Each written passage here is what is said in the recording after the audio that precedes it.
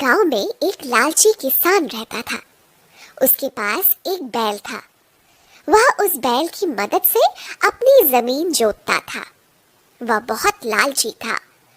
वह पूरा दिन अपने बैल से जमीन जुतवाता था और फिर शाम होने पर उससे एक व्यापारी को किराए पर दे देता था। फिर वह व्यापारी उसे अपनी गाड़ी के आगे बांधकर उसे शहर की ओर अपना सामान बेचने के लिए ले जाता था। बेचारा बैल वही रूखी सूखी घास खाकर अपना गुजारा कर लेता था। फिर अगले दिन सुबह होने पर वही लालची किसान उसे व्यापारी के घर से वापस खेत जोतने के लिए ले जाता था। फिर एक दिन इतनी मेहनत कर करके उसकी तबीयत खराब हो जाती है। अरे कुल्लू, क्या हो गया तुझे? चलता क्यों नहीं है? जल्दी चल, मुझे खेत जोतने जाना है। किसान उसकी रस्सी जोर जोर से खींचता है, परंतु वह बैल अपनी जगह से नहीं हिलता। लगता है शायद इसकी तबीयत खराब है, आज इसे आराम करने देता हूँ। फिर वह किसान बैल को छोड़कर अपने घर में चला जाता है। अजी, क्या हुआ? आज आप खेत जोतने नहीं गए? अरे लगता है आज कल्लू की तबीयत खराब है। वह अपनी जगह से हिलने का नाम ही नहीं ले रहा। आज उसे आराम करने देते हैं। फिर अगले दिन सुबह होने पर किसान फिर से अपने बैल के पास जाता है। क्यों भाई कल्लू, चल खेत जोतने का वक्त हो गया।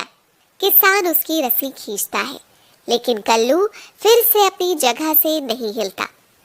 तभी रास्ते से एक ऋषि गुजर रहे होते हैं।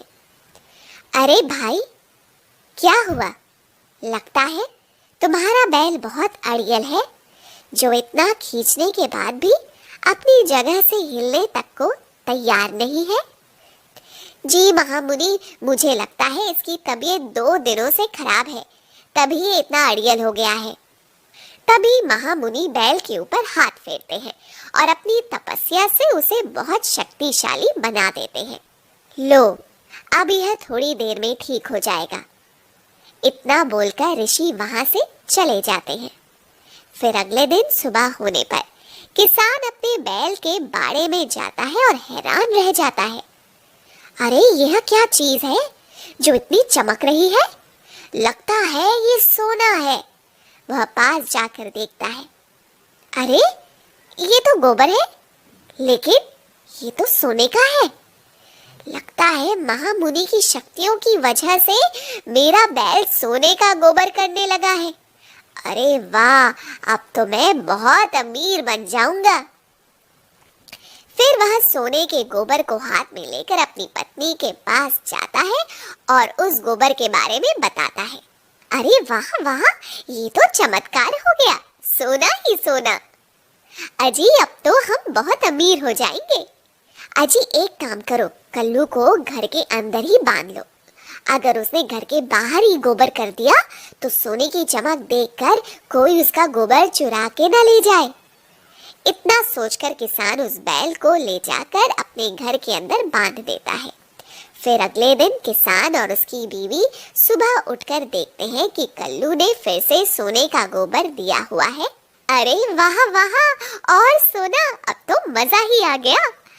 अजी, अगर हम इसे और ज्यादा चारा खिलाएंगे तो ये और अधिक गोबर करेगा और हमें ज्यादा मुनाफा होगा। यही सोचकर किसान और उसकी बीवी उसे दिन रात जबरदस्ती चारा खिलाते रहते हैं। बेचारा बैल चारा खा खा कर बेहाल हो जाता है। ले भाई कल्लू, और खा। तू जितना खाएगा हमें उतना ज्यादा मुनाफा होगा। फिर अगले दिन कल्लू बहुत सारा सोने का गोबर करता है, जिसे देखकर किसान और उसकी पत्नी फूले नहीं समाते। अजी सुनो, हम इतने सारे गोबर का क्या करें? अगर हम इसे अपने घर रखेंगे तो कोई ना कोई चोर इसे चोरी कर लेगा। एक काम करते हैं, इस सोने को सेठ को बेचकर पतले में उसे जमीन मांग लेंगे। फिर वह उस गोबर को एक बोरे में डालकर सेठ को बेचने जाते हैं। अरे सेठ जी, हमारे पास 5 किलो सोना है, क्या आप खरीदना चाहोगे? इतना सारा सोना? तुम्हें इतना सारा सोना कहाँ से मिला? अजी आपको उससे क्या? हमारे हाथ एक खजाना लगा है, ये सारा सोना उसी खजाने का है। ठीक है, मैं तुमसे ये सारा खजाना खरीद लूंगा, लेकिन तुम्हें इसके बदले में क्या चाहिए? हमें धन नहीं चाहिए, आप हमें अपने एक खेत का हिस्सा दे दीजिए। ठीक है, मेरे पास बहुत सारे खेत हैं, मैं उनमें से तुम्हें एक दे देता हूँ।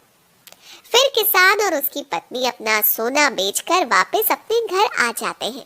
फिर एक दिन कल्लू का चारा खत्म हो जाता है। अजी सुनो, कल्लू का चारा तो खत्म हो गया, अब उसे क्या खिलाओगे? आप जंगल जाकर कुछ घास काट कर ले आओ ताकि हम इसका पेट भर सकें।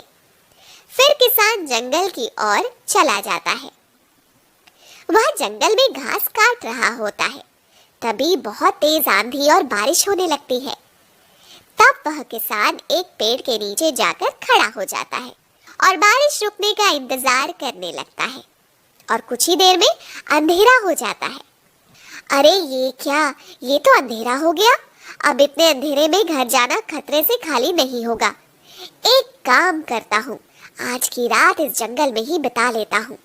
कल सुबह होते ही कल्लू के लिए चारा लेकर घर की ओर चल दूंगा। वहीं दूसरी तरफ किसान की पत्नी अपने पति का इंतजार करती रहती है। अरे यार, ये तो रात हो गई और ये अब तक घर वापस लौट के नहीं आए। अब इस कल्लू को मैं क्या खिलाऊं? अगर इसे चारा नहीं खिलाया तो ये कल सुबह गोबर नहीं करेगा। अब मैं क्या करूं? कल्लू को बहुत ज्यादा चारा खाने की आदत पड़ चुकी थी। अब उसे खाने को कुछ नहीं मिलता तो वह जोर जोर से चिल्लाने लगता।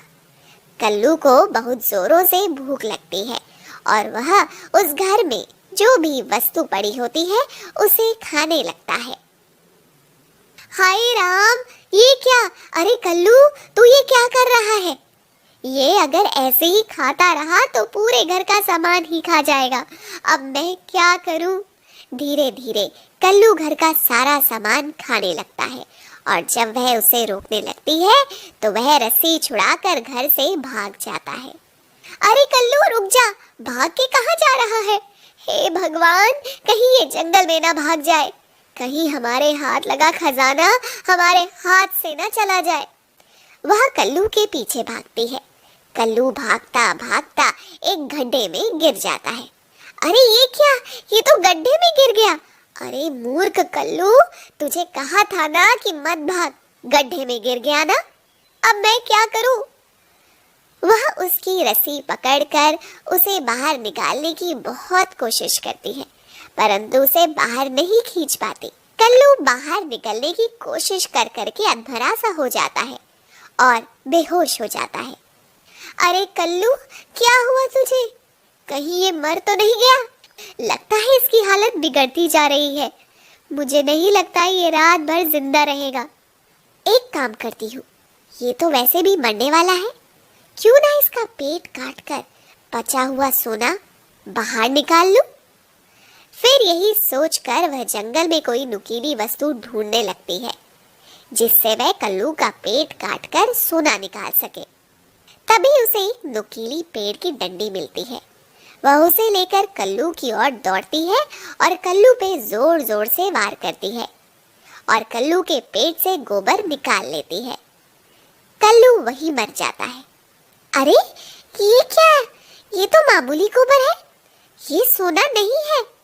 अरे ये मैंने क्या कर दिया? लालच के चक्कर में मेरे हाथ से मेरा बैल भी चला गया और सोना भी नहीं मिला। फिर वह दुखी मन से वापस अपने घर की ओर चल देती है। अगले दिन सुबह होने पर उसका पति चारा लेकर घर वापस लौटता है तो उसकी पत्नी उसे सारी बात बताती है। फिर उन दोनों को अपनी भूल का एहसास होता है। अरे ये क्या, ये सोने का महल तो गोबर में बदल गया। जरूर ही ये कोई जादुई सोना था। वह लालची किसान और उसकी बीवी मुझे मूर्ख बना के चले गए। अरे कपटी, तू मुझे ये जादुई सोना बेच कर गया था। ये कोई सोना नहीं है, ये तो अगले ही दिन गोबर में बदल गया।